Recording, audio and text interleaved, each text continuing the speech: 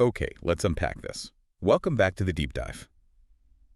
Our mission here is, well, it's pretty simple. We take this incredibly dense, complex source material and we pull out the most profound, the most surprise nuggets of knowledge. We're giving you a serious shortcut to being well-informed.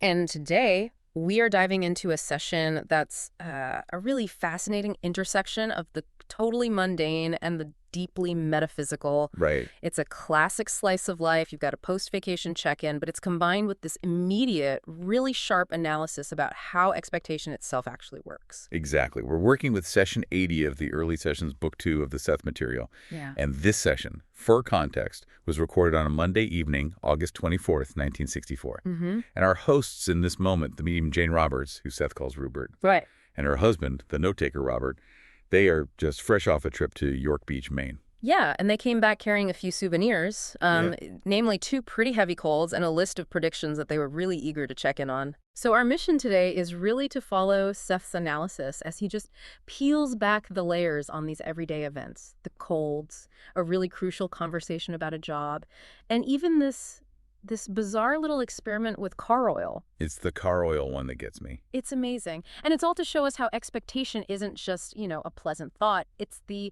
literal blueprint for your physical reality. We're looking for those surprising connections between what you unconsciously expect and what actually shows up in the physical world. Yeah. And often it's with this humorous and just utterly literal precision. Before we get into all of that, we have to, of course, ground the conversation. We are drawing directly from the teachings found in the Seth Material, and we absolutely want to acknowledge and credit the publisher, New Awareness Network. They've done tireless work in preserving and sharing this incredible body of knowledge. Yeah, and if you're hearing concepts like Ruburt or Seth for maybe the first time, or if you just want the full context for what we're talking about today, we highly, highly encourage you, the listener, to study the Seth Material books for yourself. Start with the early sessions. It's the best place to begin. For sure. You can get the full context, all the resources, including the New Awareness Network website and their bookstore. It's all right there at sethcenter.com/the-early sessions. Seriously, these books are invaluable. And just a quick reminder for everyone listening. This deep dive is distributed completely free of charge on all the major platforms for educational purposes. It's really designed to help you gain this knowledge efficiently and hopefully enjoyably. Okay, so let's talk about what might be the world's most fascinating case of the common cold. So Robert and Jane, and yeah, let's use their real names when we're talking about the physical scene. They get back home to Elmira, New York on Sunday, August 23rd, 1964. And they should be, basking in that post-vacation glow. Right, relax. But instead, nope, they're hit by a double whammy of just heavy colds. Oof, that's a rough welcome back to reality. And Jane, she immediately starts to suspect where her cold came from. She traces it back to the previous Tuesday when they were out dancing at a place called the Driftwood Lounge in York Beach. And this is where we have to, pump the brakes a little for you listening. Yeah. The Driftwood Lounge is not just some random bar. No, not at all. It has a very specific, a very highly charged significance for them because of an experience they had there the year before. Precisely. You have to go all the way back to session 9 of the early sessions. That location, that bar, was the site of this profound psychic event where they actually encountered their own temporary semi-physical manifestation. Their own projections. Projected fragments is what Seth called them. Yeah. It was a place where their non-physical reality had literally just bled through into the physical world. So, okay, when they go back this year, they don't see the fragments again. But the place itself is emotionally resonant. It's a site of, previous psychic success and excitement. They're basically revisiting a spiritual landmark. A spiritual landmark, that's a perfect way to put it. And Robert notes in the session that the bar had been redecorated. Same hostess, same band, but the whole look was now, quote, more modern. And Jane did not like it. She did not. Specifically, Robert writes, she didn't like it as well. In fact, she remarked that she didn't like it as well the very first night they were there. She felt this really definitive sense of disappointment. A sacred space in her own personal psychic mythology had been changed, and for her, the change just detracted from what it used to be. The bar was modernized, and her experience of it was, diminished. So that's the psychological setup. And now Seth comes in with his diagnosis, which is just, it's the definition of a shocking truth bomb. Yeah, he just cuts right through all the potential, mundane explanations. It's not the drafts. It's not being tired from the trip. Right. He immediately says the cold had nothing to do with Jane's recent, very advantageous encounter with her father. The cold was a direct result of her reaction to the bar's new decor. Wait, a physical illness caused by bad interior design? Yeah, I mean, that's incredible. it is, but it's rooted in this core concept from Seth of psychic hominess. He explained that because of their intense previous experience, the bar had become, and this is a direct quote, a place of psychic hominess. That phrasing, psychic hominess. It suggests a comfort and a familiarity that's way deeper than just nostalgia, right? It's Yeah. like a place where your consciousness feels at ease and recognized and connected to these profound states you've been in before. And if that hominess is suddenly disrupted, the psyche, it reacts. And the twist, the way Seth delivered it, was so literal and, frankly, humorous in its precision. He said that Ruburt Jane resented the material changes made there and felt left out in the cold. Oh, come on. No. So the psyche presentment, that feeling of being alienated, left out in the cold, it manifested as a literal cold. Yep. The subconscious script basically ran, I feel cold about this change, and the body just went, got it, manifesting respiratory distress now. Exactly that. The resentment was the deep, non-physical complaint, and that phrase, left out in the cold, acted as the subconscious expectation, or maybe the instruction for the physical manifestation. It is a perfect example of the literal, symbolic translation power of the subconscious. Okay, but that raises a really important question.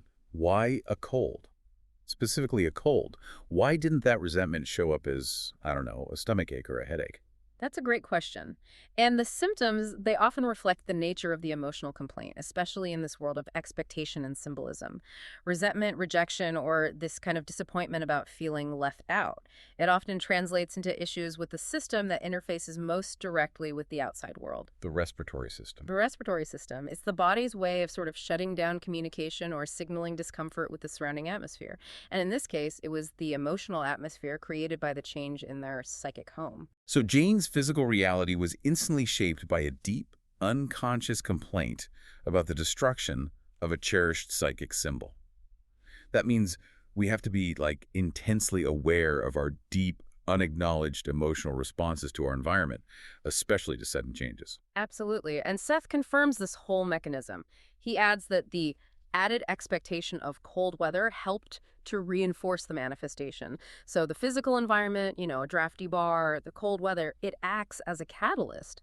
But the root cause was that interior rejection of the change. Okay, now let's track the transmission of this bizarre, resentment-based cold to Robert. Jane gets hers in Maine. Robert, the note-taker, he develops his later on the Saturday evening just before the session, while they're in a completely different place. They're in Saratoga Springs, New York, with Jane's father. And Robert mentions in his notes the irony of his situation. He had been highly conscious of Jane's cold. He was actively trying to prevent himself from catching it. He's running a conscious script that says, I will not get sick, I refuse. I will not get sick. But the body, as you said, had other plans, and Seth just completely dismantles Robert's conscious efforts. He says directly, you picked up his cold for the same reason. Actually, you expected subconsciously to patch it. And this is a foundational teaching in this material, isn't it? The conscious intellectual argument, I don't want this cold, is completely secondary to the deep internal pervasive belief system that's going, well, she has it, I've been exposed, I usually catch things, therefore I expect to catch it. Exactly. And Robert caught the cold precisely when he was in another environment, another drafty bar that aligned with the feeling of that cold expectation. It's so humbling to realize that the moment we start consciously trying to avoid something bad, we're often just inadvertently strengthening the expectation of it on a subconscious level. The challenge then for us, for the learner, is identifying that hidden contradictory script.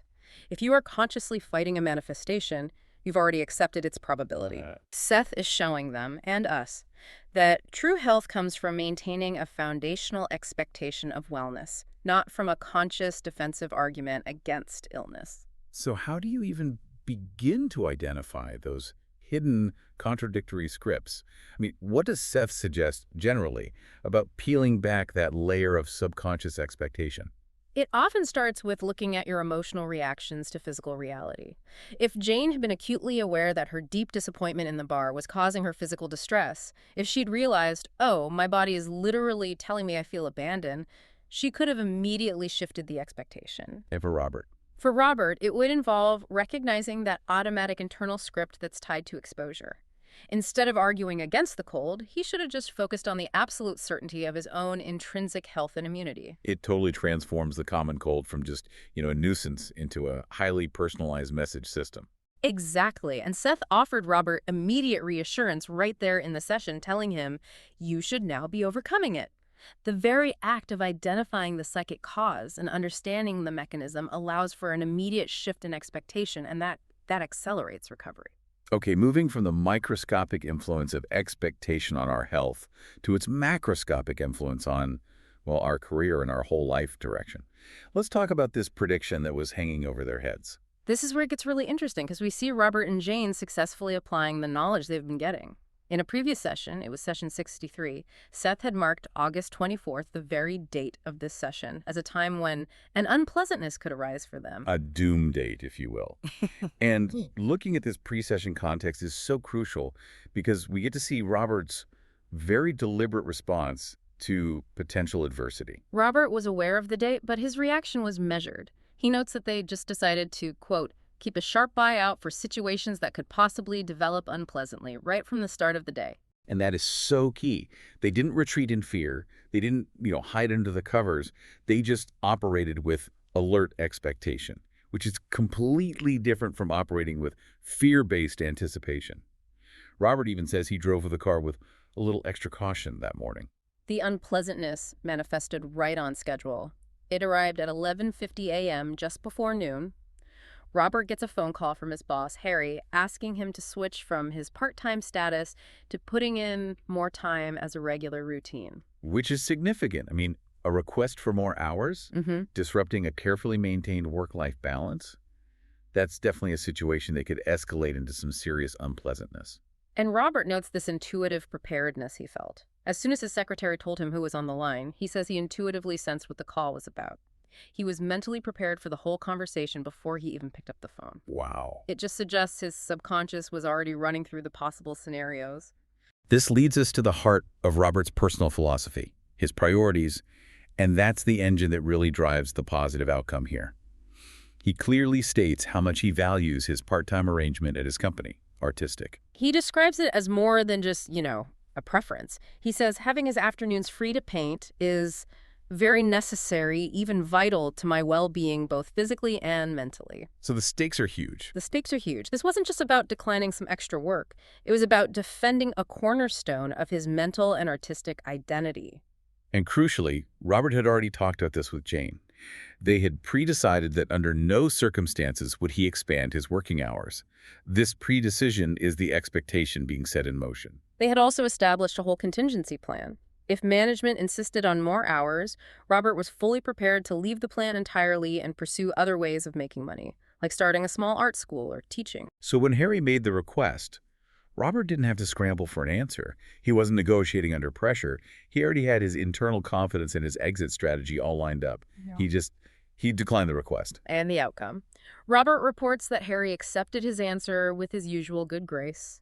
Robert thanked him for the offer, and they ended the call with absolutely no unpleasantness. So the perceived threat just evaporated. Yeah. It evaporated because Robert approached the whole thing from a position of inner stability and confidence. I want to highlight that point because it gets right to the mechanism of Seth's teaching. Robert explicitly notes that he didn't base his career decision on the Seth Material. He wasn't just, blindly obeying a channeled command. Right. But the knowledge they had received on the power of expectations had, as he puts it, played a part. It played the decisive part. That knowledge boosted his overall confidence to go after other things and to prioritize his painting. This inner certainty, this improved expectation about his ability to navigate life successfully, no matter the job outcome, that was the neutralizing force. He wasn't afraid of the consequences of saying no. And Seth confirms this successful application right after hearing Robert's report. He says, the unpleasantness for this date was avoided largely because of your own improved expectations and understanding. That is such a profound teaching moment. The prediction of an unpleasantness wasn't just like canceled by luck. Yeah. It was a vibrational signal, potential energy pocket. And Robert's confident, pre-planned expectation, his readiness to walk away and thrive, it just changed the resonance of that potential event. The event still happened, the phone call still came, but the negative impact was completely sidestepped. Yeah, because the expectation of adversity was replaced by the expectation of resilience and, alternative success. It shifts the focus from avoiding bad things to proactively embodying a better, more confident internal state. Exactly. When your belief system is firm and your confidence is high, external events that might have caused stress or conflict are often either deflected entirely or handled so smoothly that their negative potential is it's neutralized before it can cause any lasting disruption.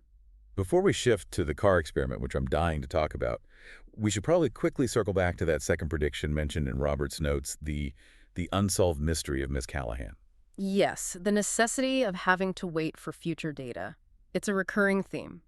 Seth had given them a date range, August 12th to the 15th, concerning Miss Callahan. She was a neighbor connected to Frank Watts, who was this early figure in Jane's psychic contacts, but Seth never specified what the date meant. And since Jane and Robert were leaving for vacation on the morning of the 15th, they couldn't follow up right away. Robert mentions that when they got back, they saw Miss Callahan, and she looked quite well. And Robert had intended to ask Seth, what, if anything, happened with her during that narrow window. But as it turned out, Seth kept the session extremely brief. It was only about 15 minutes long. The conversation was purely focused on their immediate, actionable situations, the colds and the job. Which is a great observational detail about the process, right? It shows that Seth often prioritizes immediate, relevant instruction over just satisfying intellectual curiosity about other people. The practical application of their experience always takes precedence. It forces Jane and Robert to focus on what they can act upon right now, rather than getting caught up in the drama of remote predictions. So the mystery of Miss Callahan is just left hanging. It serves as this organic cliffhanger, which, is often how learning unfolds in the real world anyway. Okay, now let's shift gears, and this transition is both literal and wonderful, to talk about the experiment Robert conducted on the drive home from Maine. This is fantastic because it moves the focus of expectation from these large metaphysical or psychological problems to the hard, measurable reality of a mechanical system. It's the ultimate test, isn't it? The test of non-physical influence on the physical world. Robert notes that their car was an old one, and it was using quite a bit of oil on the journey up to Maine. So the baseline was established. This car drinks oil. This is a material fact, not some psychological variable. And as they're getting ready for the return journey, Robert decides to apply the principles they've been learning about the value of expectation. He conducts this quiet, internal experiment, and he keeps it secret from Jane until they get home. So what was the technique exactly? It sounds almost like he was doing an internal affirmation directly to the car. It was pure subconscious suggestion. He said he tried to suggest to my subconscious, in line with the material we have obtained to date on the value of expectation, that the car would consume less oil than on the outward journey.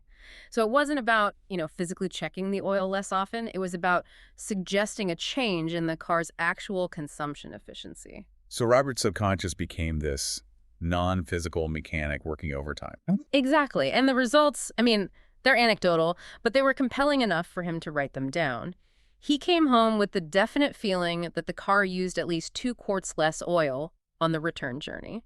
And he had specific data points that kind of backed this feeling up. He did. He reports that twice, when they stopped at gas stations, the attendants who checked the oil were genuinely somewhat surprised to tell him that either no oil was needed at all, or that the level was down so little it wasn't even worth adding any. This is where the ambiguity gets really fun, and where that line between consciousness and matter just completely dissolves. Right.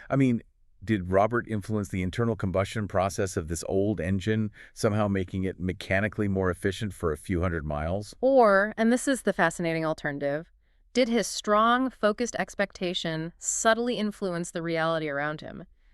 Maybe the car used the same amount of oil, but his expectation influenced the attendant's perception or the way the light hit the dipstick. Or even just how attentive the guy was while checking the level. Right. If Robert expected less oil consumption, the universe provided multiple points of physical evidence, specifically through the perception of other people, that less oil was consumed. It suggests that reality is less about fixed objects and more about consensual expected experiences. It raises a huge question for you, the listener. Is the material world truly static? Or is it constantly yielding and adjusting to our collective and individual dominant expectations, even those we apply to inanimate objects. And Ruburt, ever the careful observer, he recognized the potential for over-optimistic wishes influencing his data. So he planned to ask Seth to verify the results. Was his feeling correct? Did the car actually use less oil? And of course, because Seth kept the session short to enforce their vacation, this crucial piece of data verification is left hanging. It leaves us with this potent realization that we might be inadvertently influencing the mechanical reliability of every single device we interact with, all based on our underlying beliefs about technology. Do you believe your computer is slow? Do you believe your phone battery drains fast? Your expectation might be the driver of that reality. Let's pull back now and just look at the session itself. This short, unexpected session gives us some really important clues about the mechanics and the state of being for Jane and Ruburt at the time. We see that these sessions aren't forced. Jane was skeptical all day, and she remarked several times that she doubted a session would even happen. Yet, at 9:01 p.m., she gets this slight nudge, a vague feeling he might come through for a few minutes. So Ruburt gets his notebook ready, and at 9:02 p.m., Jane starts dictating. He notes she was smiling amusedly as she started. And despite having a heavy cold and coughing frequently, she delivered all the material, the diagnosis of the cold, the job confirmation, without strain or interruption. Her voice was quiet, the pacing was slow. Robert's detailed notes give us these key physical signs of her channeling state. She took off her glasses, which was a recurring sign that a deep trance was starting.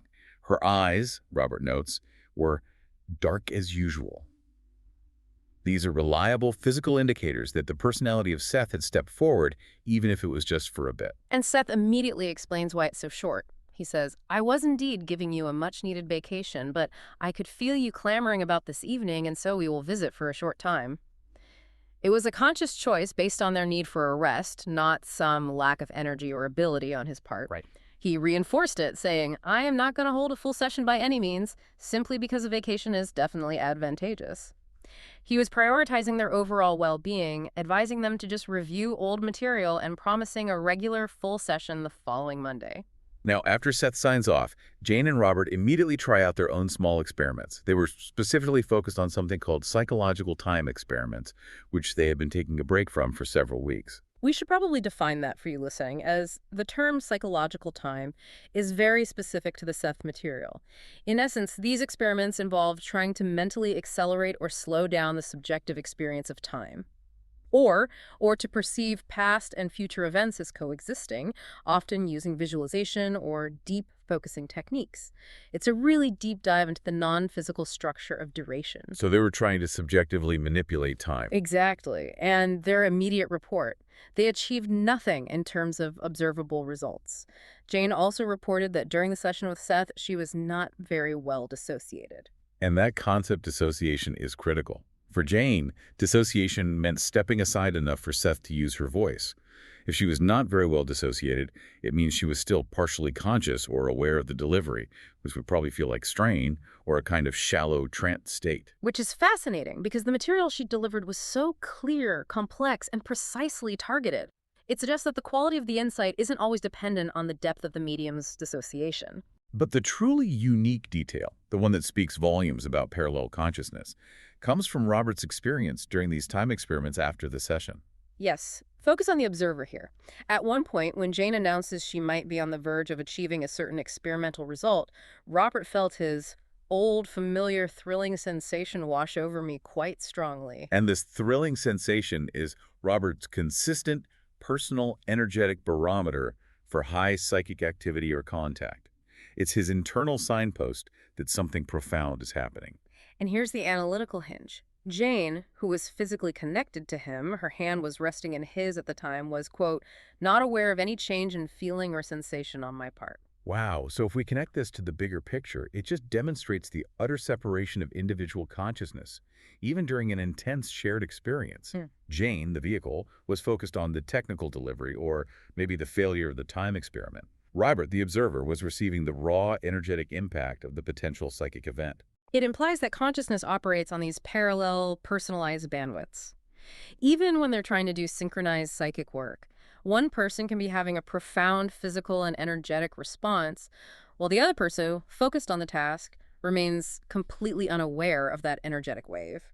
It confirms that the unique texture of reality, even psychic reality, is individual, no matter how close you are physically or what your shared goal is. Yeah, it's a fantastic closing observation on the mechanics. It highlights that the universe is constantly sending personalized feedback, whether you're the sender or the receiver of the energy. So what does this all mean? This short, highly focused deep dive into session 80, it really provides a powerful, concise training manual on applied metaphysics. We covered 3 core, immediately actionable lessons. Okay, lesson 1. Your physical health is a highly articulate symbolic language. Physical ailments, like those miserable colds, can be rooted in psychic disappointment or these deep unconscious complaints that your sense of comfort, your psychic hominess, has been violated. Your deepest, quietest expectations are dictating your physical reality. Lesson 2, improved expectation, which is rooted not in, wishful thinking, but in confident preparedness and self-worth, can completely neutralize predicted adversity. Robert's willingness to defend his vital artistic time and his confidence in pursuing other options, it changed the outcome of that job negotiation. The threat was dissolved by his internal stability. And finally, lesson 3. Subconscious suggestion and belief can influence physical mechanical systems. Whether Robert changed the oil efficiency or just the gas attendant's perception, the reality he expected was the reality he received. Never underestimate the reach of your own internal narrative. And that leaves you with a final thought. If your subconscious expectation has the power to measurably affect the oil consumption of an old car, what unexpected physical realities, large and small, are you currently manifesting based on deeply held unconscious beliefs about your capabilities, your worth, or your environment? It's a powerful invitation to become a meticulous observer of your internal reactions to change, and to maybe start rewriting those hidden expectation scripts right now. We really encourage you to explore the source material further and find the full context of these profound teachings in the Seth Material, the Early Sessions Book 2. You can dive into the books and find everything you need by visiting the New Awareness Network at sethcenter.com/the early sessions. And remember, this deep dive is distributed free of charge on all major platforms for educational purposes. Until next time, pay close attention to the whispers of your subconscious and keep diving deep.